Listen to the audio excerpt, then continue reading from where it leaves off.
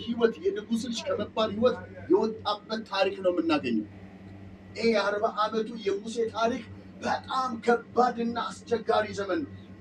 ግን ያም ይሁን እንጂ በጣም ደግሞ እዚህ ጋር የሚያሳዝነው ሙሴ ማንም በጎች ነው የሚዲያም የአማቱ በጎች የራሱን እንኳን ቢጠብቅ ጥሩ ነበር። የራሱን ቢጠብቅ ተስፋ ነበረው። በጎች የበስተው በጎች ያቆ ሸጬ ነገር ይለውጣሉ ይላል። ግን የሱ አይደለም። የሱ ያልሆነው የአማቱ በጎች ይጠብቅ ነበር ይላል። ስንት ዓመት? 40 ዓመት ሙሉ በግ ጠባቂ ነበር ሙሴ። ወገኖች አንዳንዴ ይኸውላችሁ በህይወታችን ውስጥ የሆነ እንዲያለ ከባድ ሲዝን ውስጥ እናልፋለን። እንለፍ እንጂ እግዚአብሔር በእኛ ላይ ያኖረው ፕሮግራም አለ። አሜን። የገባችሁ ነው የምለው።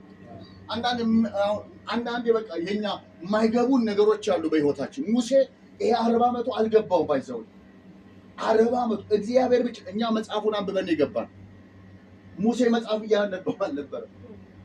በሱ ህይወት ውስጥ የተከናወኑት ነገር የ40 ዓመቱ አልገባው።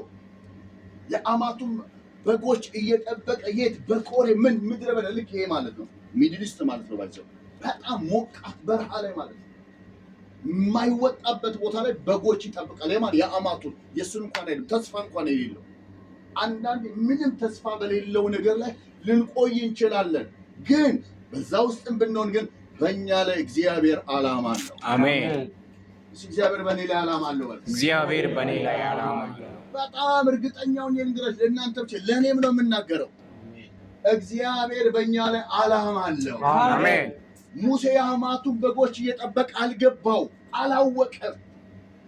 የ40 ዓመት ዘመኑ አደገኛ ዘመን ነበር። ምናልባት ዛሬ እንዲህ አይነት ሲዝን ውስጥ ልንሆን እንችላለን። እንሁን እንጂ እግዚአብሔር በእኛ ላይ ዓላማ አለው። አሜን።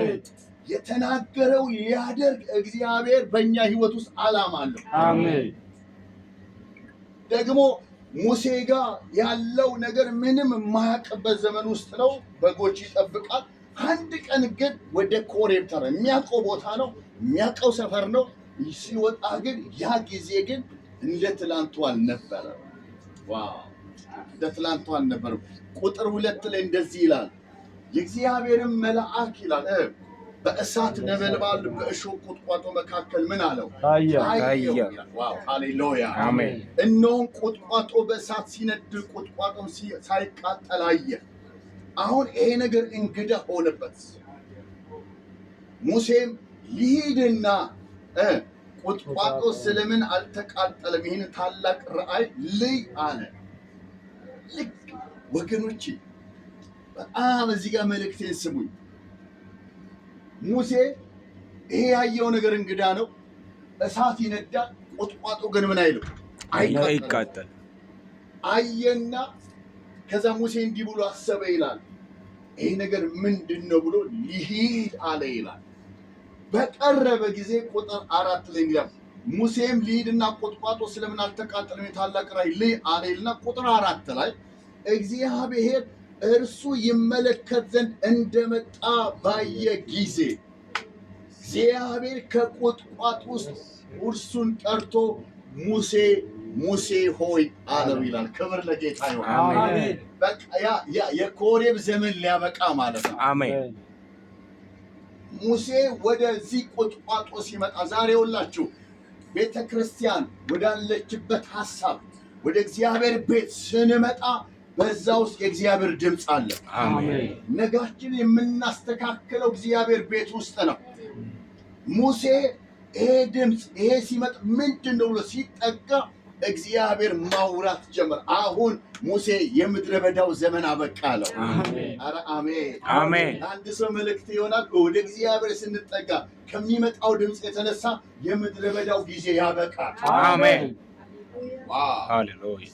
ወደ ቁጥቋጦ መጣ። ወደዛም አዲስ ወደ ሆነው ነገር መጣ። ዛሬ ወደ ቤተ ክርስቲያን በተጠጋን ቁጥር እግዚአብሔር ነጋችንን ሊያሳምር ድምፁን ወደኛ ይልካል። አሜን። ከዚህ በኋላ የሙሴ ህይወት ከኮሬብ ተራራ ያበቃበት ዘመን ማለት ነው። ከዚህ በኋላ ሙሴ ለራሱ ተስፋ በቆረጠበት ህይወት ውስጥ ነበር። ከዚህ በኋላ ግን ትውልድን ሊያወጣ የተጠራበት ስፍራ ማለት ነው። ነገ እግዚአብሔር በእናንተ ትውልድን ይጠራል። አሜን። እመኑኝ። ሙሴ ብቻውን የአማቱን በጎች ሲጠብቅ የነበረ እንኳን ለሰው ሊተርፍ ለራሱ የማይተርፍ የነበረ ሰው ልክ ግን ወደ እግዚአብሔር ወደ አሳየው ነገር ሲጠጋ፣ ወደ ድምፁ ሲጠጋ፣ ወደ እሳቱ ሲጠጋ እግዚአብሔር እንዲህ አለው፣ ከዚህ በኋላ ሙሴ መጨረሻ ከዚህ አይደለም፣ ከአንተ ያለፈ ገና እስራኤልን ከግብፅ ታወጣለህ አለ። አሜን። ወገኖች ነገ እግዚአብሔር በእናንተ ትውልድ ይጠራል። አሜን። በጣም እመኑኝ፣ እግዚአብሔር በእናንተ ይሰራል። አሜን። እግዚአብሔር በእናንተ ይሰራል። አሜን። እግዚአብሔር በእናንተ አልፎ ትውልዱን ያወጣል። አሜን። ሙሴ ለዚህ ነው እኔ አልችልም ኮልታፋ እኔ ማን ነኝ አለ። እንዲህ ያለው እግዚአብሔር በቃ ሙሴ ተዋለ፣ እንደማትችል አውቃለሁ፣ አንድ ነገር ግን አደርጋለሁ፣ እኔ ካንተ ጋር እሆናለሁ። አሜን። አሁን ያንተ ብልጠት አይደለም፣ ያንተ ችሎታ አይደለም፣ ያንተ አቅም አይደለም። አሁን የሚሆነው እኔ በእውነት ሙሴ ካንተ ጋር እሆናለሁ። አሜን። ኦ ሃሌሉያ። አሜን። ወገኖች ዛሬ ወደ እግዚአብሔር ነገር መጠጋት ይሆንልን። አሜን። ሙሴ ወደ አየው ነገር ተጠጋ። አሁን እኮ ወደ ቤተ ክርስቲያን ነው መጠጋት ያለበት። ወደ አካል ወደ ክርስቶስ አካል ስንጠጋ በዛ ውስጥ የሚመጣ የእግዚአብሔር መለኮታዊ አቅርቦት አለ። አሜን። ሙሴን የኮሬብን ዘመን እንዲያበቃ ያደረገው ከቁጥቋጦ የወጣው ድምፅና ክብር ነው። ስለዚህ ከቤተ ክርስቲያን የሚወጣው ድምፅና ክብር ያላችሁበትን ዘመን ይቀይረዋል። አሜን። በፍጹም ሙሴ ቁጥቋጦ ላይ ከተገለጠለት ከጌታ ውጪ ኮሬብን ማለፍ አይችልም። ኮሬብን መለወጥ አይችልም። ከኮሬብ ህይወት መውጣት አይችልም። በቃ ሙሴ በኮሬብ ኖሮ ሞተ ነበር የሚባለው፣ ግን ኖረ ሞተ ከሚሎት ያወጣው ግን ቁጥቋጦ ላይ ልይ ብሎ ወደ ተጠጋ ወደ እሳቱ ሲመጣ እግዚአብሔር ድምፁን ላከለት። ሃሌሉያ። ዛሬም እግዚአብሔር ወደ አዘጋጀላችሁ ወደ አካሉ ተጠጉ። በዛ ውስጥ እግዚአብሔር ክብሩን ይልክላችሁ። አሜን። አንገቶቻችን ዝቅ እናድርግ።